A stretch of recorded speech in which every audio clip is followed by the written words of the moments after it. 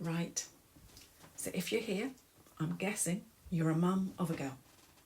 Whether she's a tween or a teen or a young adult, it does not matter. I just want to say, welcome. I'm also going to guess that you've stood in that room looking at the back of your daughter's head. Yet again. Because what's she on? She's on her phone. She's been on it for 3 hours solid.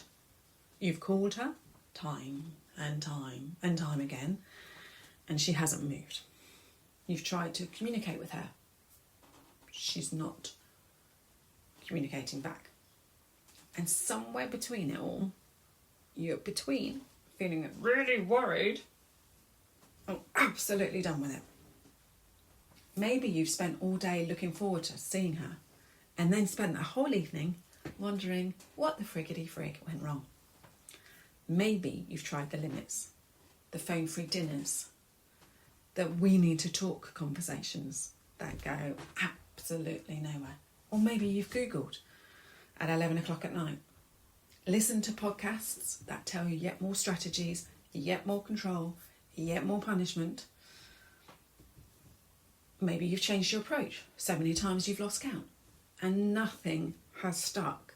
And maybe, and I want to say this carefully, because I know it's a thought that doesn't always get said out loud for a very good reason.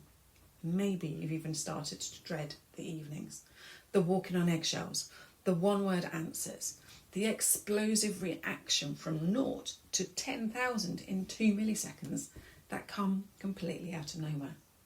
And underneath all of that, the thoughts you push away because it feels way too awful to say, what if I'm losing her?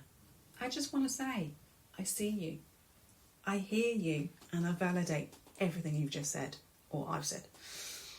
I've been you. I've been where you are standing right now. And I want to talk to you today about why she's on her phone all the time. Because I promise you, the answer is not what anyone has been telling you. So welcome to this podcast, The Teen Whisperer.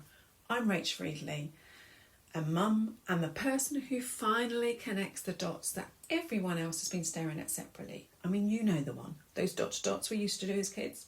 If you looked at them on a page, they're just dots. You drew round them, you got a picture. This is what I'm talking about. Because here's the truth. Your daughter's behaviour is not a problem to be fixed. It's a message from her nervous system, which is basically her body's built-in alarm system, woo, woo, that isn't getting what it was designed to need. And when you understand that, and I mean really understand it, embody it in your body, strangely enough, not just your head, everything changes. How you see her, how you respond to her, how you feel about yourself as her mum. So every week I'm going to give you the biology, the actual what's going on, the physiology, the tools and the honest conversation that should have happened years ago. No jargon, no judgment, no shame, no belittling, no feeling a failure. No list of things you should, in inverted commas, have done differently. Just the truth about our girls, their bodies, their cycles, their nervous systems, and what they actually need to come back to themselves. So let's go in. Let's dive in,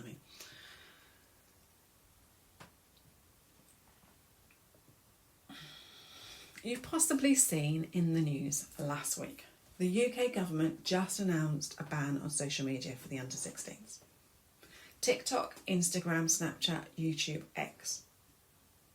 Blocked from offering their services to anyone under 16. Expected to come into force spring next year, so 2027. But notice the platforms that aren't listed on there.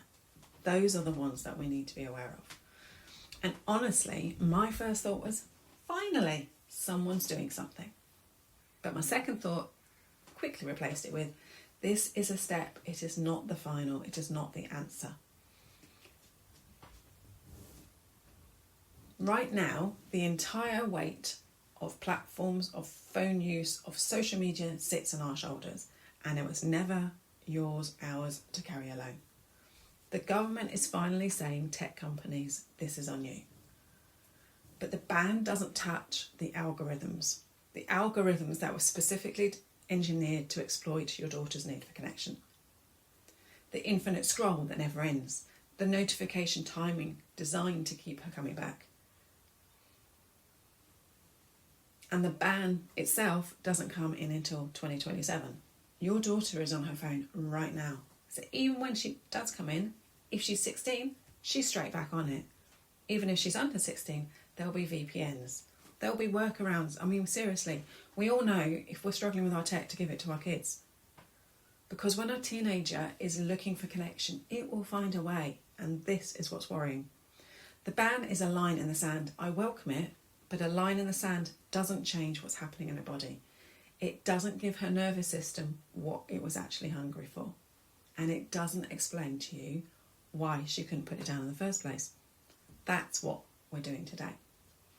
So here's the thing nobody tells you. Your daughter is not glued to her phone because she's lazy. She's not glued to it because you failed as a parent. She's not glued to it because the phone is designed to be addictive. Although, obviously, it is, but we'll get into that. She's glued to it because she's a teenage girl with a developing brain that is running one constant, exhausting calculation on a loop 24/7. Am I safe? Am I enough? Do I belong? That is it. That is what is happening every time she picks it up. Her brain, and specifically her female brain, because this matters, is wired right now at this stage of her life to scan for connection, for belonging, for being seen, for being heard, for being validated. It's not a flaw. This is biology doing exactly what it was designed to do. So here's where the phone comes in. Every like, comment, reply, notification, it triggers a tiny weeny bit of dopamine. And dopamine is the brain's way of saying, I want more of that, please. It's the same system that gets activated by decent food, connection, fun, laughter, being with someone who makes you feel good. It's not broken. This is working perfectly. The problem is the phone has hacked it. Social media platforms, as I've already said, are built by neuroscientists, actual neuroscientists, working out exactly how to keep her brain coming back for more. The scroll that never ends, the notifications that are timed to keep her guessing, the likes are designed to keep her chasing, the streaks that are designed to keep her on there because she might get some freebie or other. It's not an accident. It's an engineered system designed to exploit the exact thing her brain needs most right now: connection, belonging, and being seen. And it delivers a tiny weeny hit of it, just not the real thing. Real connection happens in the body. Real belonging is felt physically. The warmth of someone next to you, the sound of someone laughing at the same thing, the feeling of being known by another person who can look you in the eye. The phone delivers a tiny weeny version of it, a diet version, enough to keep her coming back, not enough to actually fill her up. So guess what? She scrolls and scrolls and scrolls and scrolls and scrolls and scrolls and scrolls and scrolls. You get the hint. You get the gist. Looking for something the phone can never quite give her. That's not an addiction. That's a girl with a biological need for connection, living in a world that hands to her a screen instead of a village. And before I get to the tool, I need to stop here for a second, because I know some of you are listening to this, and somewhere underneath the pure tiredness and frustration, there's something heavier going on. You're not just annoyed about the phone, you're carrying something. The guilt. Am I failing her? The shame of watching other mums post happy family photos when your house feels like a war zone. The loneliness of not being able to tell anyone how bad it actually is. The way you started to feel rejected by your own daughter. Heartbroken, if you're honest, and then guilty about feeling heartbroken because she's not ill, she's just like this. Some of you are grieving the relationship you thought you'd have with her at this age. Some of you are missing her even though she's right there in front of you. And some of you, and I really want you to hear this without judgment, some of you are really not enjoying being around her right now. You love her wholeheartedly, but you also dread the time out, the weekends. Both things are true, and both things are completely, utterly human. Let me say this again. You are not failing. You have been handed a world where screens are the default, a daughter running on a biology nobody ever explained to you, and advice that was built for a completely different problem. You've tried everything. You've changed approach so many times you don't even know what you believe anymore. You've nagged, you've given in, you've gone quiet, you've Googled at midnight, you've wondered if it's you. Just want to say it's not. It's not you. The advice failed you. The information failed you. And nobody, until very recently, was even asking the right question. What is actually happening in her body? That's the question, and that's what we're here to answer. So, one thing. This is a podcast about giving you an actionable tool that you can take away straight away. So one thing, one practical thing you can take away from today. I call it the screen swap, except definitely do not call it that when you're with your daughter, because she's a teenager. And if you say anything that sounds like a tactic, she will absolutely clock it and it will not go well. Believe me, I tried it. Here's what it actually is.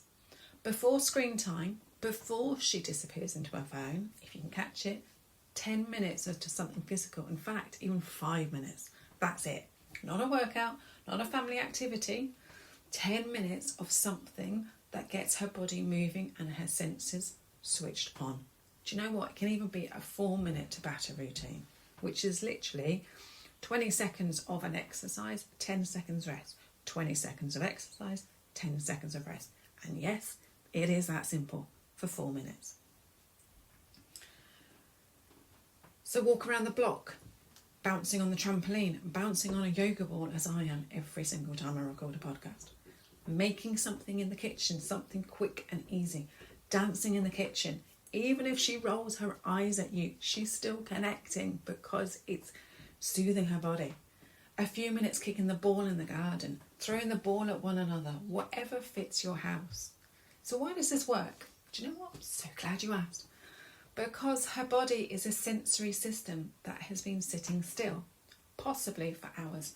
Her stress hormones have been building. Her brain has been in a state of low-level alert.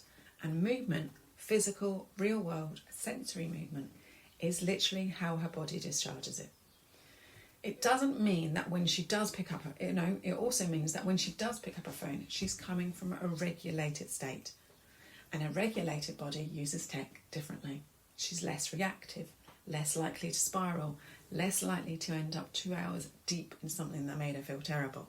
And by the way, you can use this at the end as well. You're not rewarding the phone, you're priming her body first.